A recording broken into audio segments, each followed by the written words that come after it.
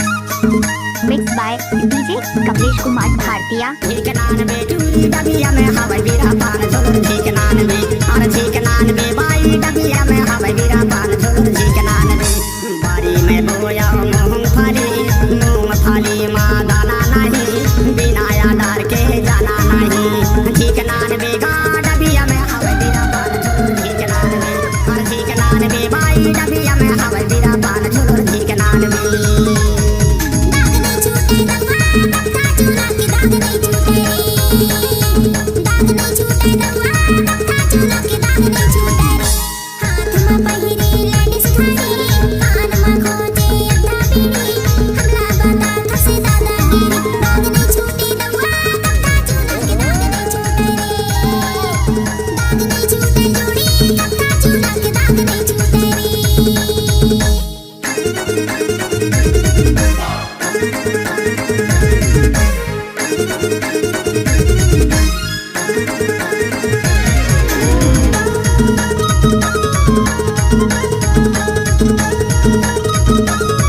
Mix by DJ Kamlesh Kumar Bhartiya.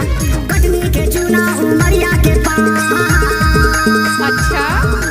Katni के चूना उमरिया के पान मरला के कथा पे मुँह कर ले लाल वो ही के नान में हर ही के नान में बाई डबिया में हवाई बीरा पान झोलर ही के नान में हर ही के नान में बाई डबिया में हवाई बीरा पान झोलर ही के नान में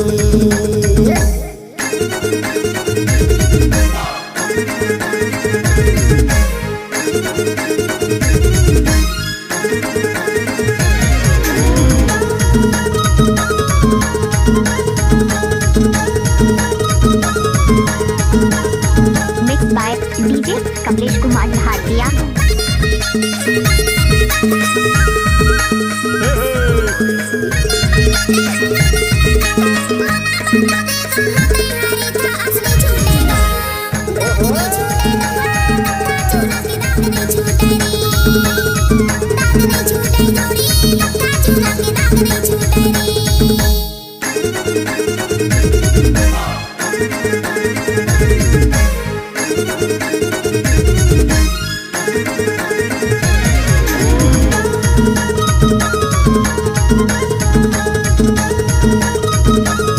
mix by DJ Kamlesh Kumar Bhartiya. रायता हीरापुर गाड़ी